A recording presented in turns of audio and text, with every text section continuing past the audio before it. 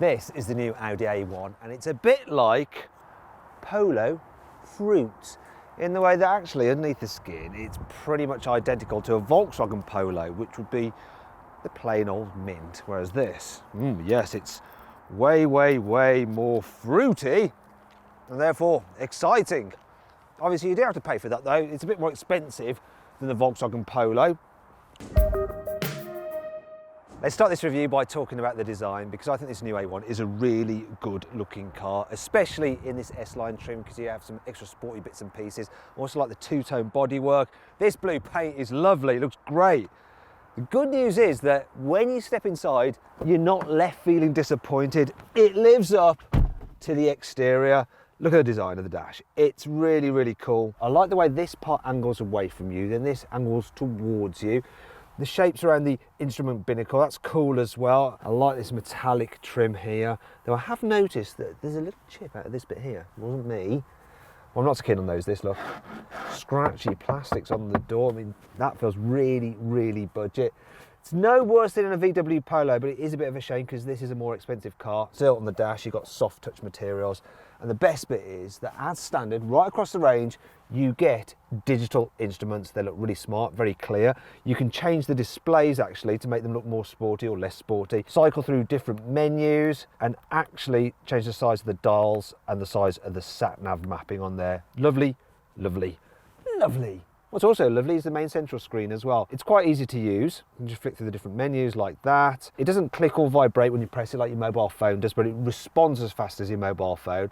Now I should point out though that this screen on this car is the upgraded version. It's slightly larger and it gets inbuilt satellite navigation. You don't really need it because it's about 1,500 quid extra. Though that does include wireless charging for your mobile phone, which my mobile phone doesn't have, and some other bits and pieces as well. I wouldn't bother with the upgraded system. The normal one has a decent enough screen. Also, you can just run Android Auto, Apple CarPlay and your own mapping from your phone through the screen, so you don't really need the sat-nav, although you do miss out on the fact that you don't have sat-nav then in the instrument binnacle, but hey, I can live with that. Now moving on, layout of everything in here is dead simple. It's classic Audi actually. So you've got your climate controls there, very easy to use. You've got some of the buttons there for the drive select, which is different driving modes. Down here, you've got USB input there. There's USB-C. How modern is that? However, if you're feeling a bit more old-fashioned, there's good old 12 volt if you need to charge something like an old-fashioned sat-nav. In terms of the driving position, it's really very good. There's lots of adjustment in the steering wheel. Look at that. You can jack the driver's seat all the way up, so if you're small, you can get a good view out. There's enough headroom for that. But the problem I have is if you're really tall and you like to sit nice and low, this one just doesn't quite go low enough. It could do with dropping by an extra inch. Another thing that's slightly annoying is this, like the controller for the electric door mirrors. It's very fiddly to get at that. You need small hands like Donald Trump. Another thing that's a bit annoying is when you've got the gear lever up there, it's hard to reach the volume control for the stereo as well. You have to do a bit of a reach around the knob. And you will actually want to use that because you're going to want to turn up the volume if you've got the upgraded Bang & Olufsen sound system. It sounds really good. The weird thing is though, it comes as part of a comfort pack, which also includes heated seats and parking sensors. Now I wouldn't put those three together, an uprated stereo, heated seats and parking sensors. Odd. Anyway, that pack costs £995. Let's talk about storage finally. So it's all right. You've got a couple of cup holders here. There's actually a little one in the middle, which is perfect for an espresso cup, and there's just enough space under here for your sugar, for your coffee. There's that storage tray that I've already shown you. You've also got a little drawer underneath the driver's seat where you can keep your fruit and normal polos if you'd like. The glove box, it's an all right size, nothing too special, but the door bins are really large. Ta-da, look at that. Impressive, huh? Right, let's go to the back. Here in the back, the rear door bins are really big as well. In fact, they're pretty much as big as in the front. As for passenger space, well look, if I sit up dead straight, still got all right headroom, decent knee room. It's reasonably spacious back here for a small car. In fact, people over 6 foot will be fine. Carrying 3 in the back at once though, not so great. You have to lift your leg over that lump in the floor, and then look, I'm hitting my head on the roof here. 3 kids in the back will be all right though. What they might not like so much is the fact that the window ledge is quite high, so it's harder to get a view out. And if you put the window down, you'll see it only goes down this far. Another thing worth mentioning, you've got a speaker right up there by your ear. Now that might be a good thing if you love music, or it might be a bad thing. You could end up with tinnitus. Some of the things worth mentioning are the fact that, look, you've got a little coat hook there, which I'm going to have to demonstrate by taking my coat off. Could be really laborious the way you all click out the video. So yeah, look, coat hook there. And I quite like this. You've got padded pockets on the seat back, so you can slide an iPad in there even if you haven't got a screen protector on it. It won't damage it. What's not so great though is the fact that there's no kind of charging sockets back here. So if you want to charge people's iPads or device in the back, you're probably going to have to bring some of those battery packs along. There's no armrest either. Look, no. Another thing that's annoying is this. Look, it's it's really hard to remove the Isofix covers. Yeah, and once you've removed them, you might just lose them. Fitting a child seat is all right in the back. There is just about enough room to manoeuvre it. Watch this. There's hardly any wheel arch intrusion, so you really can just slide out. The only problem is that this roof line is quite low for the back, so taller people might just bang their head. Okay, right. The boot. While it is actually a decent size, you know, for a small car, it's pretty much as big as it gets, and there's no load lip really to lift stuff over, which is great. Well, I say there's no load lip.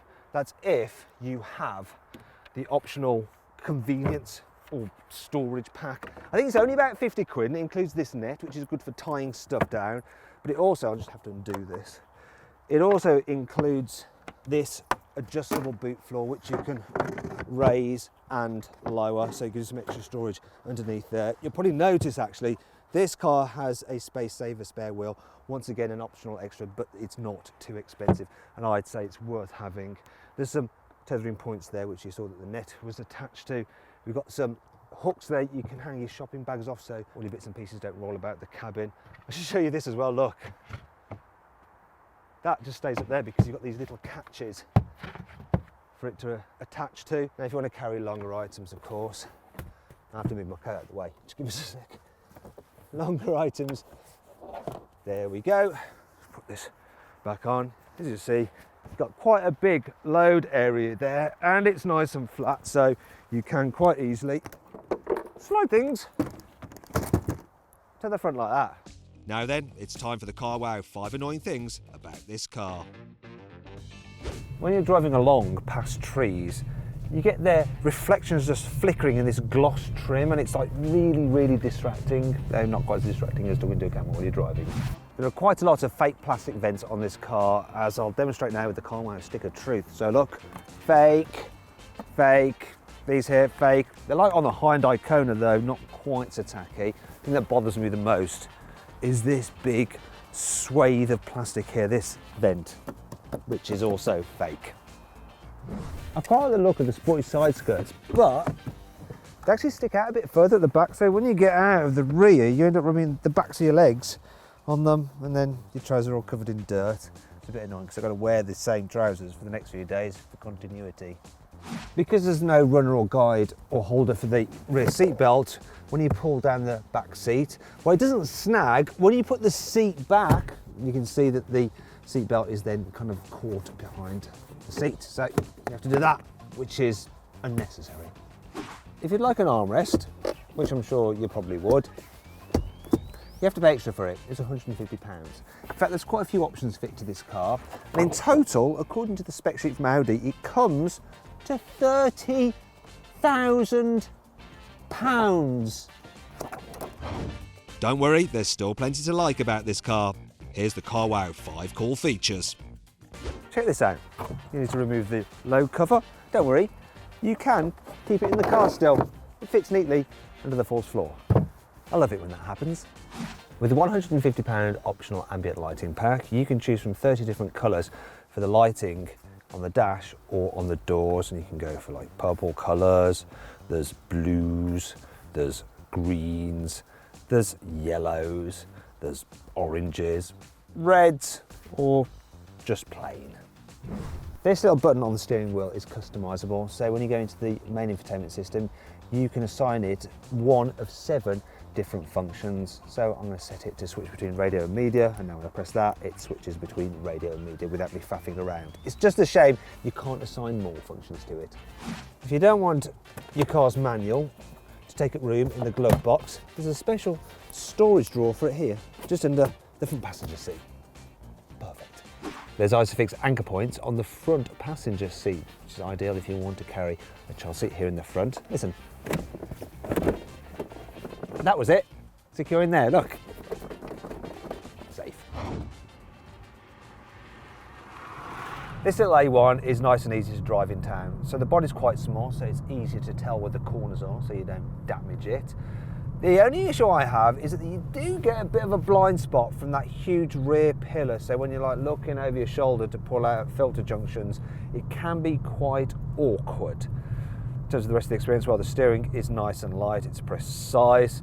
Also, this is the automatic, and so it changes gears for you. So yeah, it's easier in town. Though sometimes it can be a bit clunky and jerky at lower speeds. Also, if you're just in normal drive mode, not sports mode for the gearbox, and you put your foot down, look, foot down, now taking off. That delay can be a bit of a pain when you're pulling away at junctions.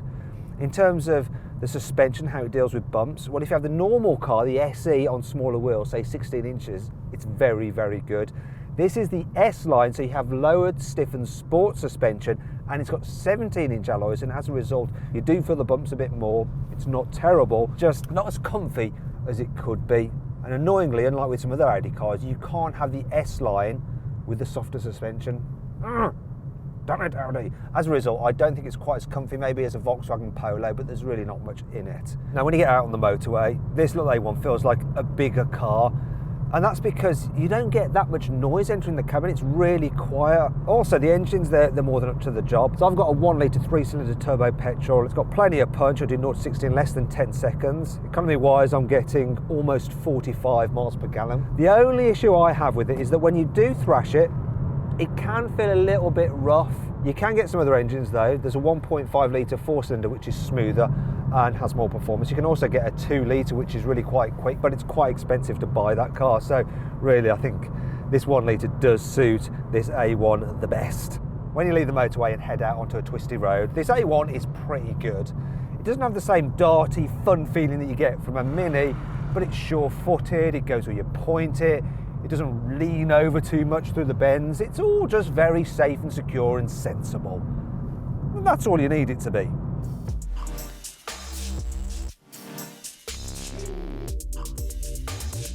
So then, my verdict on the new Audi A1. Should you avoid it? Should you consider it? Should you shortlist it? Or should you just go right ahead and buy it? Well, I reckon you should shortlist it. Yeah, it might be a bit expensive, but it's a cool little car.